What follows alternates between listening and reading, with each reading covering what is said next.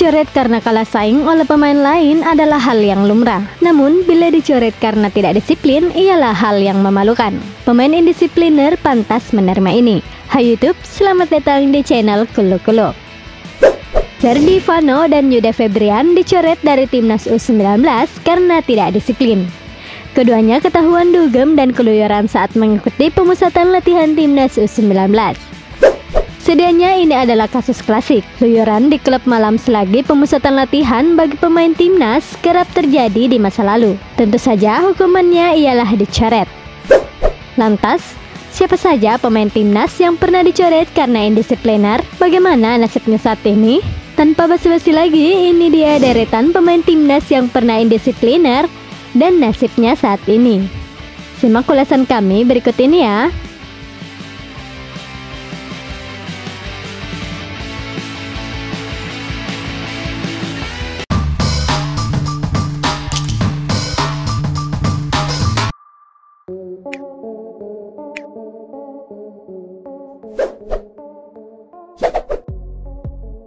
Fahri Husaini.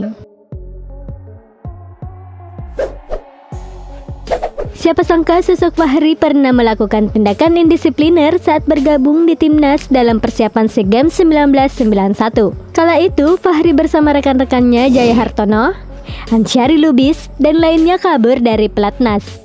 Fahri dan kawan-kawan diduga tak tahan dengan pola latihan yang keras di timnas asuhan Anatoli Polosin.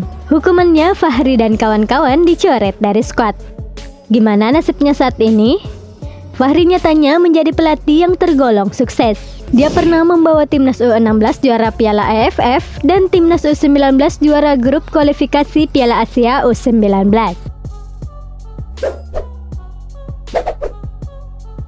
Mursyid Effendi.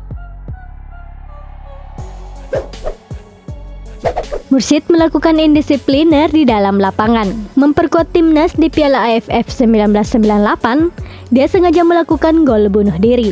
Kasus ini menghebohkan FIFA dan dikenal sebagai sepak bola gajah. Mursyid lalu dihukum FIFA larangan bermain di kancah internasional seumur hidup. Di dalam negeri, PSSI menghukumnya larangan bermain selama setahun. Usai gantung sepatu, Mursyid melanjutkan karirnya sebagai pelatih. Di tahun 2020 ini, Mursyid menukangi klub Liga 3 Persiga Trenggalek. Zainal Arif. Sehari sebelum melawan Korea Selatan di grup D Piala Asia 2007, Zainal Arif kedapatan keluyuran ke diskotik oleh pelatih timnas Ivan Kolev. Imbasnya, ex pemain Persib Bandung itu langsung dicoret dari skuad. Zainal Arif juga diskorsing oleh Komdis PSSI selama 6 bulan dan denda 50 juta rupiah. Namun belakangan sanksi ini direvisi oleh Komisi Banding PSSI. Saat ini Zainal Arif tercatat sebagai pegawai negeri sipil. Dia bekerja di Dinas Pendapatan Daerah Kota Bandung.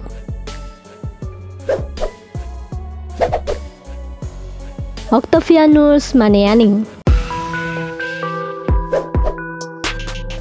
Okto juga pernah dicoret dari timnas Indonesia karena indisipliner.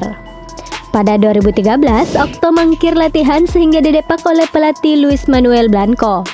Pada 2016, Okto keluar dari Persiba Balikpapan dengan alasan ingin jadi PNS. Namun nyatanya, dia malah membelok ke Arema FC. Sikap tak konsisten tersebut nyatanya berdampak pada karir Okto. Dia tak lagi dipakai di Liga 1. Saat ini, Okto kembali memperkuat Persiba di Liga 2 2020. Titus Bonai. Thibaut diberitakan 2 kali berperilaku buruk hingga dicoret dari timnas Indonesia. Thibaut disebutkan kerap keluar hotel dan mabuk-mabukan saat masih pemusatan latihan untuk Pra-Olimpiade 2012.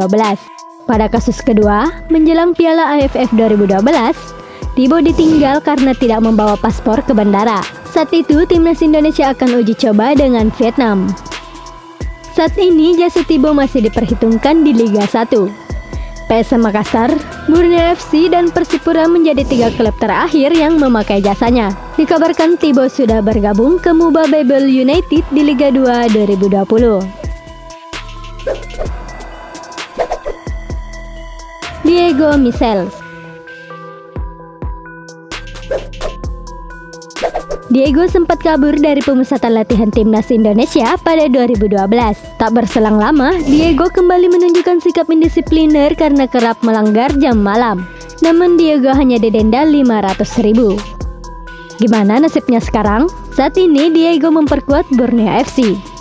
Dia bahkan menjadi kapten di Pesut Etam. Namun sejak 2012, Diego tak pernah lagi dipanggil untuk memperkuat timnas Indonesia.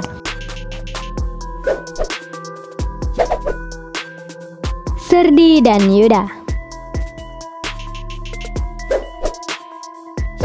Dua pemain ini kompak ketahuan dugem di klub malam.